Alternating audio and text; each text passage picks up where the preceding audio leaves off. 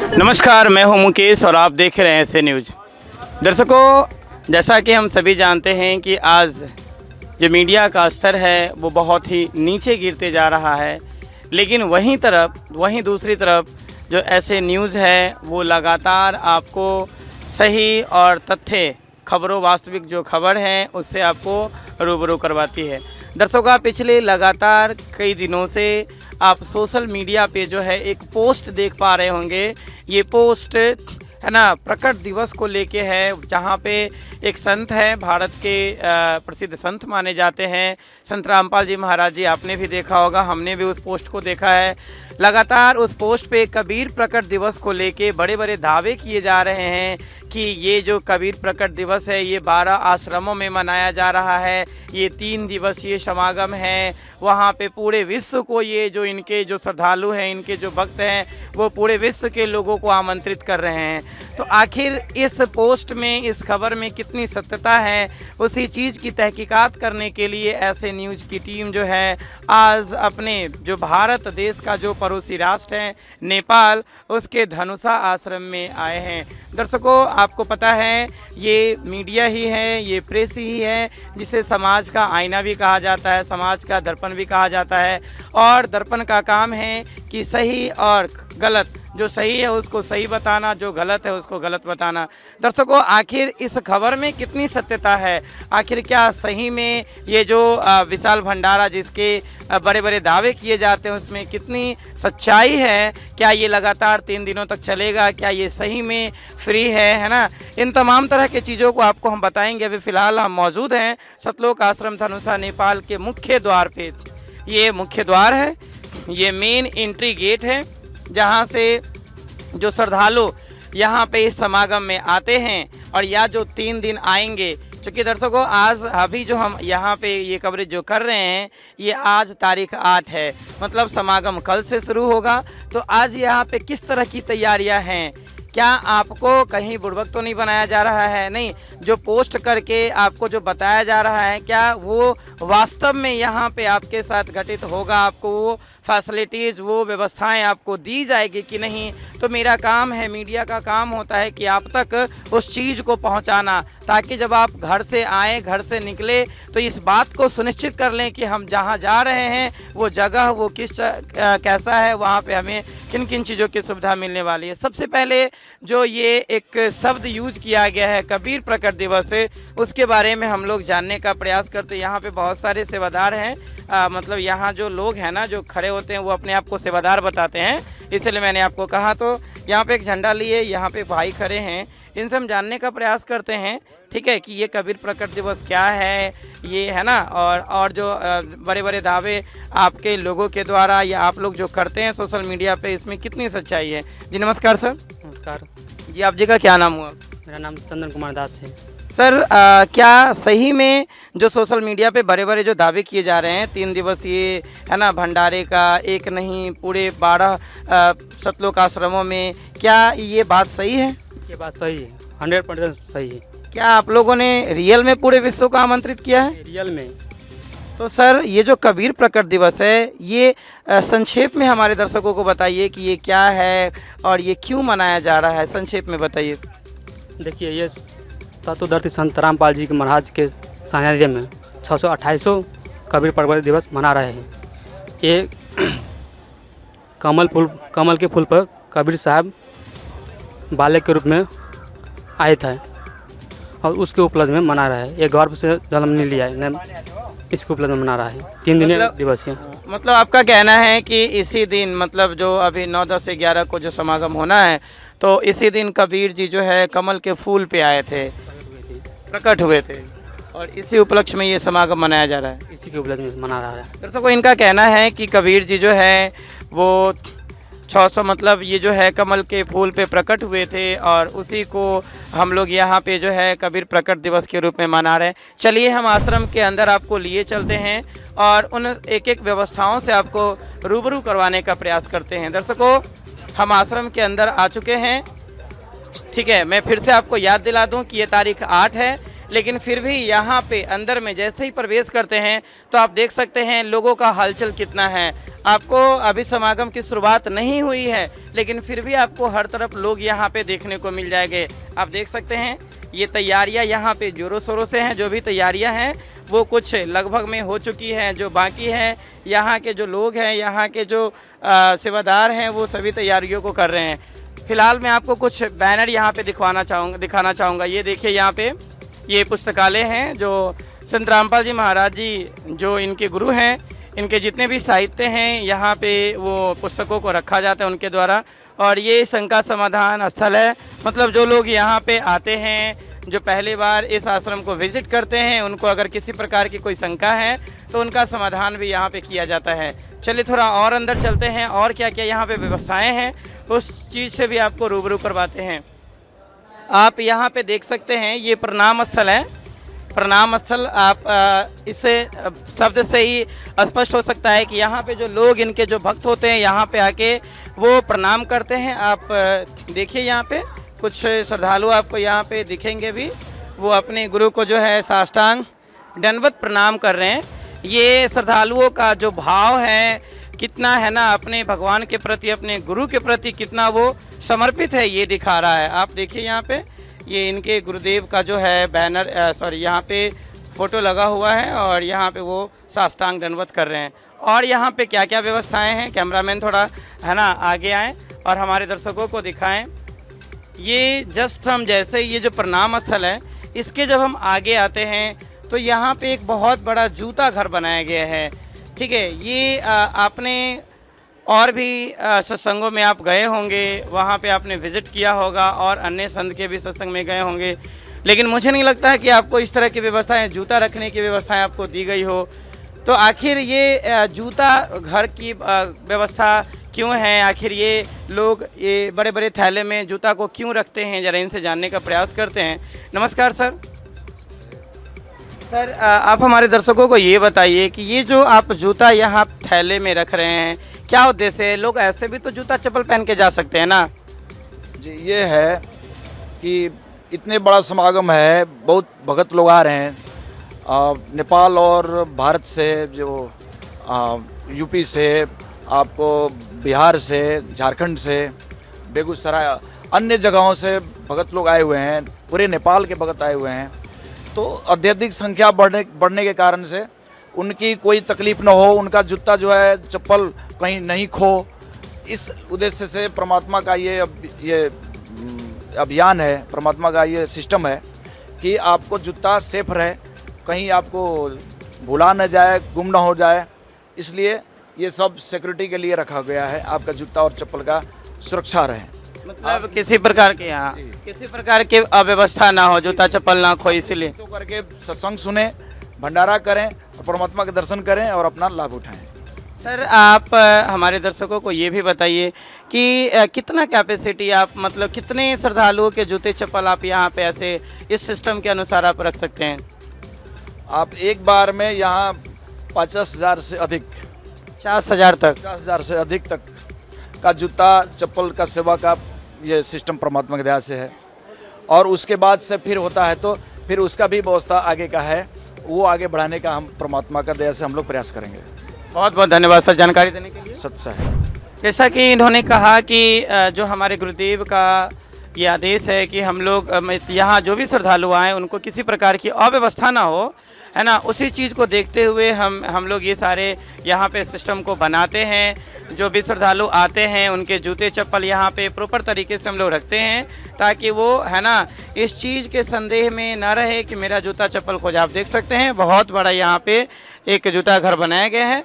तो चलिए दर्शकों थोड़ा सा और आपको यहाँ पे आगे के भी तैयारियों को दिखाते हैं कि यहाँ पे किस किस तरह की तैयारियाँ चल रही है।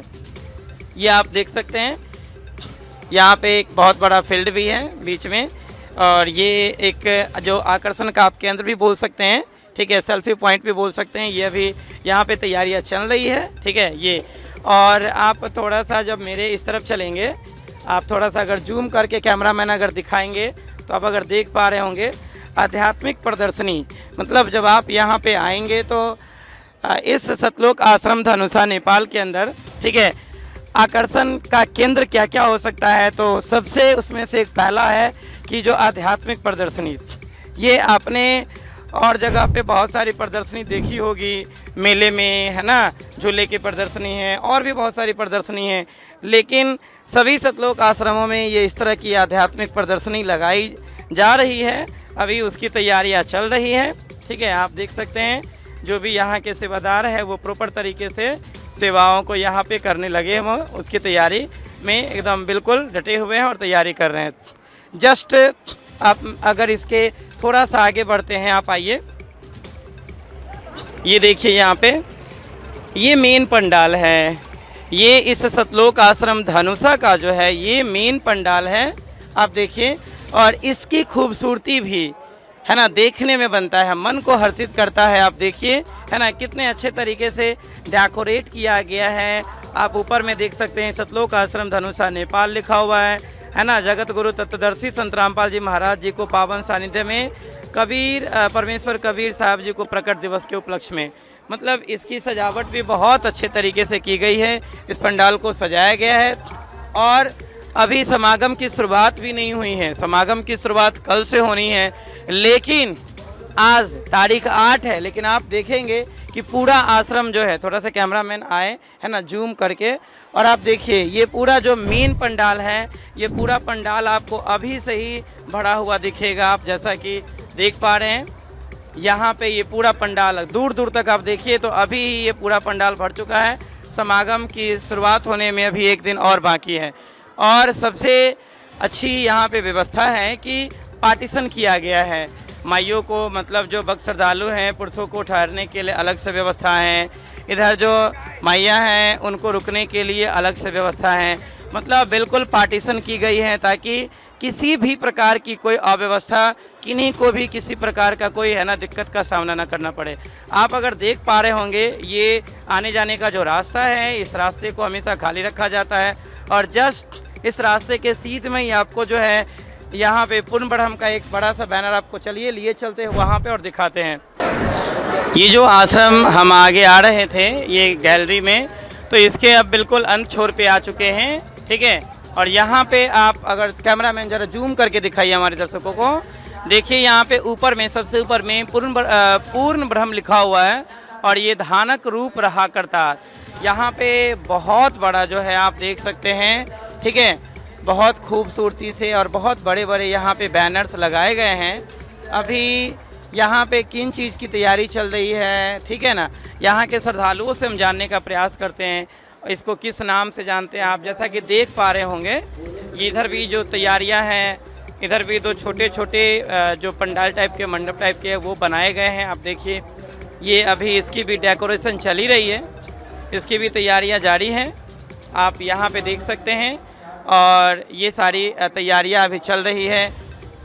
यहाँ पे क्या होने वाला है मैं यहाँ के लोगों से अभी आपको पूछ के बताऊँगा कि यहाँ पे आखिर क्या चलेगा और किस चीज़ की है ना तैयारियां ये हो रही है। यहाँ पे इसको किस नाम से जानते हैं इस जगह को, ये भी यहाँ के लोगों से पूछ के बताएंगे आपको।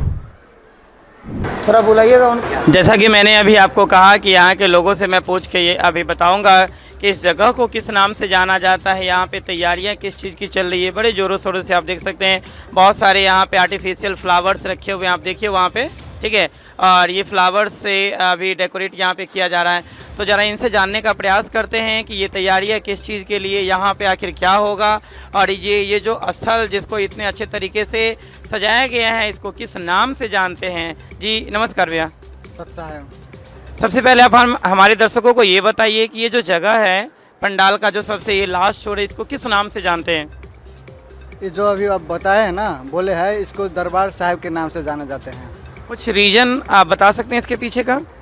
दरबार जहाँ मालिक स्वयं परमात्मा रहते हैं ना, विराजमान होते हैं, उस ठाव को दरबार बोलते हैं। मतलब आपका कहना है कि यहाँ पे जो भगवान खुद विराजमान है ये दरबार, इसीलिए इसको दरबार साहब कहा जाता है। सर आप दरबार साहब में ये जैसा कि मैं देख पा रहा हूँ, हमारे दर्शक भी कैमरा से देख पा रहे हैं, ये दो मंडप टाइप का छोटा सा इधर भी बन रहा है उधर भी बन रहा है, इसकी तैयारियाँ चल रही है।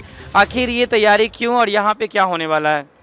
देखिए ये तैयारी जो अभी हो रहे हैं इसको आप मंडप नहीं बोलते हैं, हमारे यहाँ इसको बेदी बोलते हैं। बेदी बोलते हैं। बेदी 1 और बेदी 2, ऐसे दो माँ और भक्तों मिला के 4 बेदी है।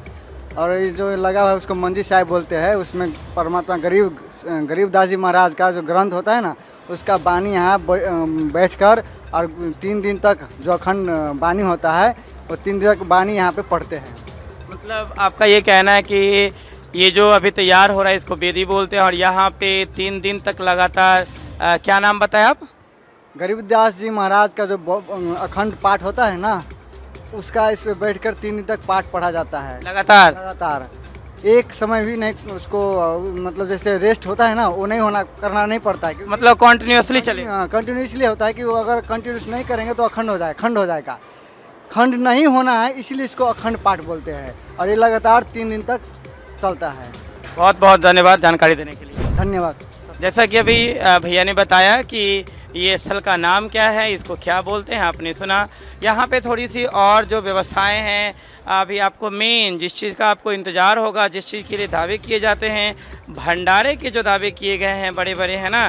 क्या भंडारे में किस तरह की व्यवस्था है जो पूरे विश्व के लोगों को ये आमंत्रित कर रहे हैं, कितना स्पेस है ना, कैसी तैयारियाँ। एक और भी क्वेश्चन यहाँ पे आता है, ये जो बार बार दावे करते हैं कि शुद्ध देसी घी में, तो हमारा कैमरा वहाँ तक भी पहुँचेगा और हम उस चीज़ की भी पड़ताल करेंगे कि आखिर क्या सही में जितने भी यहाँ पे आपको फूड आइटम्स दिए जाएंगे वो शुद्ध देसी घी में बनाए जा रहे हैं कि नहीं। तो चलिए आपको लिए चलते हैं भंडारे घर में।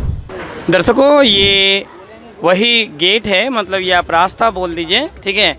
और यही जो रास्ता है वो विशाल भंडारा घर जो है ना, जहाँ पे ये पूरे विश्व को भंडारा कराने का जो आमंत्रित किए हैं और जो पूरे विश्व को बोल रहे हैं कि भंडारा कराएंगे। यहाँ पे आप देख सकते हैं दोनों तरफ जो है बड़े बड़े थालियों के लिए, यहाँ पे देखिए कितनी संख्या में यहाँ पे थालियाँ रखी गई हैं, प्लेट्स रखी गई हैं, इस तरफ भी है, इस तरफ भी है। और यहाँ जो लोग आते हैं वो थाली और जो भी है, कटोरा है, ग्लास है, चम्मच है, लेते हुए और सीधे वो विशाल भंडारा घर में चले जाते हैं। आप सामने अगर आप देख पा रहे होंगे, कैमरामैन थोड़ा सा जूम करा के दिखाइए, अभी तो चलेंगे ये आपको दिखाएंगे वहाँ पे, ठीक है ना। और ये वही विशाल जो भंडारा घर है जहाँ पे कल से लगातार जो बड़ी संख्या में जो लोग आएंगे और यहाँ पे बैठ के जो आखिर भंडारा करेंगे। तो यहाँ की किस तरह की व्यवस्थाएं हैं उसको भी आपको दिखाते हैं। अभी हम आ चुके हैं ये भंडारे घर में, और ये जो भंडारा घर है यहाँ पे भी बिल्कुल सेपरेट रखा गया है भंडारे घर को भी। आप यहाँ पे देखिए कितना स्पेसी ये घर है, मतलब आप कह लो कि कितना जगह है, बहुत बड़ा यहाँ पे जगह है, ठीक है। पूरा देखिए, अभी तो समागम की शुरुआत नहीं है, आज समागम कल से शुरू होना है, फिर भी आप यहाँ पे देख रहे हैं भंडारा चल रहा है। और गर्मी को मद्देनज़र रखते हुए आप देख सकते हैं पंखा की भी व्यवस्थाएं की गई है, हर रो में आपको यहाँ पे पंखे मिल जाएंगे। और ठीक इतनी ही जो जगह है, इतनी ही जगह में आपको दूसरी तरफ भी आप देख सकते हैं, वहाँ पे माइयों के लिए भी अलग से भंडारे की व्यवस्था की गई है। मतलब जो भगत हैं, जो पुरुष हैं, वो अलग भंडारा करेंगे, जो माई हैं, देखिए पूरा सा बड़ा जो एरिया है ये माइयों के भंडारा घर के लिए, थोड़ा जूम करके दिखाएंगे, है ना, कितना मतलब बड़ा स्पेस है यहाँ पे। और इधर भी बिल्कुल ध्यान रखा गया है, क्योंकि गर्मी के मद्देनज़र रखते हुए यहाँ पे भी हर जगह पंखा लगा हुआ है। तो अब थोड़ा सा ना हम जहाँ पे स्टोर रूम है, जहाँ से इस चीज़ को लाया जाता है, वहाँ पे आपको लिए चलते हैं, और वहाँ जो चीज़ बनता है क्या सही में वो देसी घी में बनता है, इस चीज़ को आपको दिखाते हैं। दर्शकों, ये वो स्थल है जहाँ पे जो भंडारा वहाँ से बन के आता है, जो भी आइटम्स यहाँ पे बनते हैं, यहाँ पे इसको एकत्रित किया जाता है, बाल्टी में, कटोरे में, टब में, है ना, बड़े बड़े यहाँ पे टब भी हैं, उसमें यहाँ पे एकत्रित किया जाता है। और फिर यहाँ से इस चीज़ को जो भी परोसने वाले जो यहाँ सेवादार होते हैं, जो भक्तों के बीच ये देते हैं, भंडारा करवाते हैं, यहाँ से उठा के ले जाके और वो वितरण का काम करते हैं। अब थोड़ा सा आइए, अंदर आइए, आप देखिए यहाँ पे जो सेवाएं हैं, ठीक है, जो भी माई बहन है जिसको यहाँ पे लोग कहते हैं, इधर भगत भाई हैं, वो कर रहे हैं यहाँ पे सेवाओं को। अब थोड़ा सा आपको हम दिखाते हैं अंदर में किस तरह की जो है व्यवस्थाएं हैं। देखिए बहुत बड़े बड़े यहाँ पे टब हैं, और इन्हीं कराहों में आप देखिए ये कितना बड़ा बड़ा कढ़ाही, यहाँ पे आप इसको कढ़ाहा बोल सकते हैं, बहुत बड़ा बड़ा कढ़ाहा है। और इन्हीं कढ़ाहों में सब्जियाँ बनती है, अभी देख रहे हैं आप, यहाँ पे आइए, कैमरामैन थोड़ा सा दिखाइए। यहाँ पे आप देखिए, ये एक बहुत बड़ा, जो आप इसको कढ़ाही नहीं कढ़ाहा कहेंगे, और देखिए कितनी संख्या में, कितनी क्वांटिटी में, कितनी मात्रा में जो है एक बार यहाँ पे सब्जियाँ तैयार की जा रही है। ठीक है, नमस्कार सर। नमस्कार जी। सर ये आप लोगों के द्वारा जो सोशल मीडिया पे ये जो पोस्ट किए जाते हैं कि यहाँ पे जितने भी जो फूड आइटम्स तैयार किए जाते हैं वो शुद्ध देसी घी में तैयार किए जाते हैं, क्या ये बात सही है? जी बिल्कुल सही है, देसी घी में ही किया जाता है तैयार, इसमें कोई शक की बात नहीं है, बिल्कुल देसी घी और घी प्योर। अभी ये जो सब्जियां तैयार की जा रही, लगभग ये कितने श्रद्धालुओं के लिए अभी तैयार की जा रही है? लगभग ये 3000 के लिए है अभी जी। अभी ये एक कढ़ाई सिर्फ 3000 के लिए है। मतलब एक कढ़ाई में आप 3000 भक्तों के लिए सब्जी बना देते हैं? जी बिल्कुल। और सर यहाँ पे अभी और क्या क्या बन रहा है? जी अभी गुरु जी की दया से अभी जलेबी छना रहे हैं, जलेबी बन रहा है। वो किधर बन रहा है? वो इधर बन रहे हैं साइड में। उधर जलेबी बन रहा है जी। दर्शकों, उस तरफ जो है अभी जलेबी छना रहा है, तो उधर भी आपको लिए चलते हैं और दिखाते हैं। भैया धन्यवाद जानकारी देने के लिए। सच साहिब जी। आप आइए, आपको थोड़ा इधर लिए चलते हैं और ये दिखाते हैं आपको। आइए देखिए, यहाँ पे बड़ी संख्या में जो है लोग, देखिए बिल्कुल एक दो नहीं, लगातार यहाँ पे 20 की संख्या में जो कढ़ाहे हैं वो देखिए, और बिल्कुल ताज़ा ताज़ा गरम गरम यहाँ पे जलेबियाँ छानी जा रही हैं। अच्छा, आप लोगों के द्वारा जो ये पोस्ट किया जाता है, दावे किए जाते हैं कि ये सभी जो है जितने भी खाद्य सामग्री जो है ये शुद्ध देसी घी में तैयार किए जाते हैं, क्या ये घी में छन रहा है क्या? हाँ घी में दिखाइएगा, आपको कहाँ है घी वाला टीना, दिखाइएगा ये घी में कहाँ पे, जरा दिखाइए। तो ये जो सर अब बड़े अभी लगातार जो है ये पोस्ट जो किए जा रहे हैं कि यहाँ पे जितने भी जलेबी या लड्डू जो बनाए जाते हैं वो शुद्ध देसी घी में तैयार किए जाते हैं, तो आप जरा दिखाएंगे कि वो कहाँ है कार्टून, कहाँ से आप लोग इसमें घी डालते हैं? ये घी में ही तैयार हो रहा है? अच्छा, अभी ये जो जलेबी बन रहा है लगभग कितने लोगों के लिए तैयार किया जा रहा है यहाँ पे? अभी तो पता नहीं फिर कुछ अनुमान? अच्छा इधर आइए भैया, थोड़ा सा बताएंगे। यहाँ पे ये है, अच्छा इसी घी में तैयार किया जाता है ना, ये देसी घी जो मतलब ये लोग जो बोले हैं, बिल्कुल ये बात सही है कि देसी घी में ही ये सारा चीज़ छन रहा है। देखिए इसकी तैयारी हो रही है, थोड़ा सा जानकारी ले ले कि क्या कुछ, यहाँ पे सर से बात करते हैं थोड़ा सा। नमस्कार सर। साहब जी, सर ये जो आप जलेबियाँ यहाँ पे जो बनाई जा रही है अभी, और लड्डू राम भी जो बना है, कुछ हमारे दर्शकों को आप बताइए सर कि ये लगभग कितने लोगों के लिए आप ये तैयार करवा रहे हैं? ये तो जी अभी स्टार्ट हुआ है, कम से कम 2.5-3 लाख के लिए बनेगा ये सारा भंडारा। 2.5-3 लाख के लिए? हाँ जी, बहुत बड़ी संख्या बता रहे हैं सर आप। ये 2.5-3 लाख है, इससे ज़्यादा भी आएंगे तो भी है। ये सतलोक का माल है जी सारा, ये यहाँ का नहीं है। ये संत रामपाल जी महाराज जी जो भंडारा करते हैं ना, ये सतलोक से आता है सारा। मतलब जो दावे पूरे विश्व को आमंत्रित करने का जो आप लोगों के द्वारा जो सोशल मीडिया पे पोस्ट किए जा रहे हैं, मतलब उसकी तैयारी आप लोग पूर्ण रूपेण यहाँ पे कर रखे हैं। सर ये आज बन जाएगा कि ये लगातार चलते रहेगा? ये लगातार 3 दिन तक चलता रहेगा। ये तो वैसे बिठा रखे हैं, परमात्मा बना रहा है इसको। तो अच्छा, आप परमात्मा शब्द से यहाँ पे किनको संबोधित कर रहे हैं? संत रामपाल जी महाराज जी खुद धरती पर परमात्मा आए हुए हैं। संत रामपाल जी महाराज। क्योंकि एक आम आदमी तो दो आदमी घर में आ जाए, उनको चाय पानी पिलाने के लिए लिखता है कि कब जाएंगे।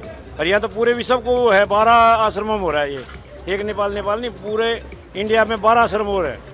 मतलब दर्शकों, हमने जो सोशल मीडिया पे, आपने जो सोशल मीडिया पे जितने भी पोस्ट और वीडियोज देखे, जो दावे किए गए हैं उसमें यहाँ पे एक भी दावा फॉल्स साबित नहीं हुआ है। सारे के सारे दावे यहाँ पे सही साबित हुए हैं, चाहे वो अंदर ठहरने रुकने की व्यवस्था हो, चाहे यहाँ पे भंडारे की व्यवस्था हो, या जो यहाँ पे फूड आइटम जो तैयार किए जाते हैं, जो खाद्य सामग्री तैयार की जाती है, लड्डू जलेबी जो भी है शुद्ध देसी में, इसमें भी हमने बिल्कुल वास्तविकता पाई है। ये खबर जो पोस्ट है उसमें जो बातें बताई गई है वो सत्य है। इनका कहना है कि अभी तो बस इसकी शुरुआत हुई है, ये लगातार 3 दिनों तक चलेगा, और अनुमानतः अभी ये कह रहे हैं कि 2.5 से 3 लाख लोगों के लिए ये तैयार किया जाएगा। सोचने वाली बात है, डेली का 2.5 से 3 लाख लोगों के लिए।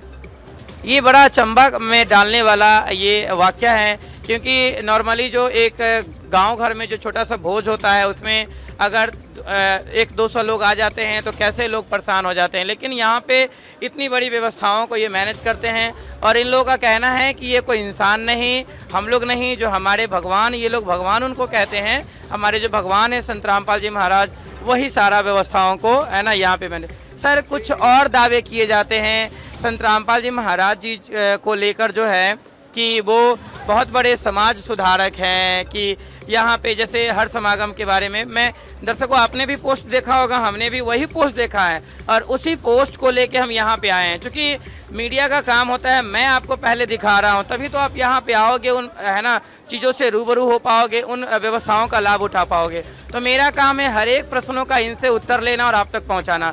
सर बड़े बड़े दावे किए जाते हैं कि यहाँ पे सैकड़ों की संख्या में दहेज में विवाह होता है, नशा मुक्त केंद्र का अभियान चलाया जाता है, और जो मानव की सबसे अच्छी और सच्ची जो सेवा होती है, ब्लड डोनेशन कैंप भी लगाई जाती है।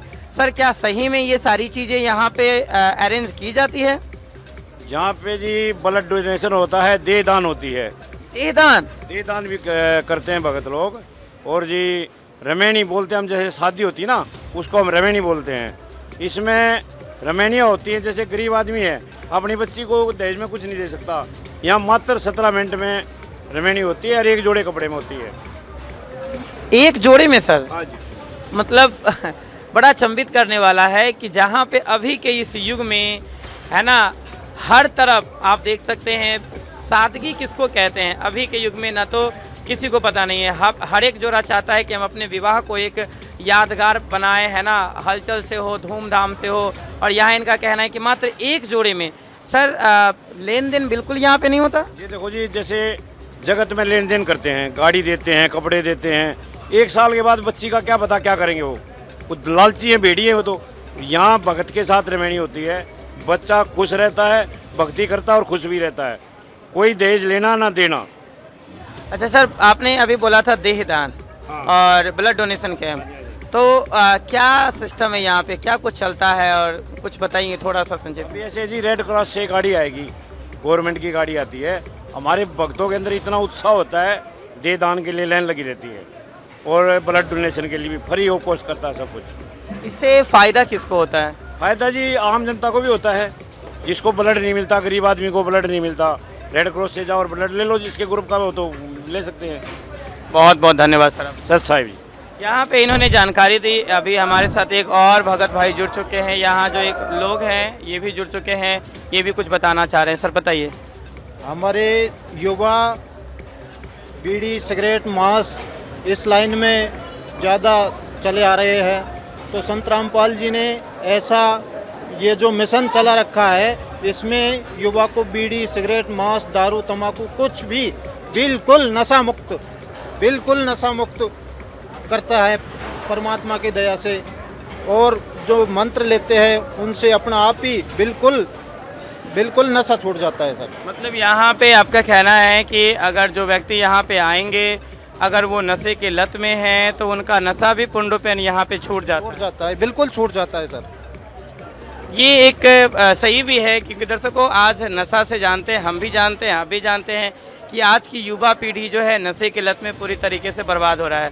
तो कहीं ना कहीं सही में एक ऐसे संत हैं जो समाज को सही दिशा में ले जा रहे हैं, है ना, आज के युवाओं को नशे से मुक्त करा रहे हैं। तो दर्शकों मैं भी आपसे ये अपील करना चाहूँगा, मैं भी आपसे गुजारिश करना चाहूँगा अपने ऐसे न्यूज़ के माध्यम से कि आप ज़रूर इस समागम में आएँ और इस समागम में जो भी सुविधाएं हैं, व्यवस्थाएं हैं, जो भंडारे हैं, उसका लुत्फ़ उठाएं। आप बने रहें। मैं मुकेश कुमार कैमरामैन विकास के साथ, और लगातार 3 दिनों तक मैं आपको यहाँ का पल पल अपडेट देते रहूँगा। ऐसे ही रोचक खबरों के लिए आप लगातार देखते रहें ऐसे न्यूज़। धन्यवाद।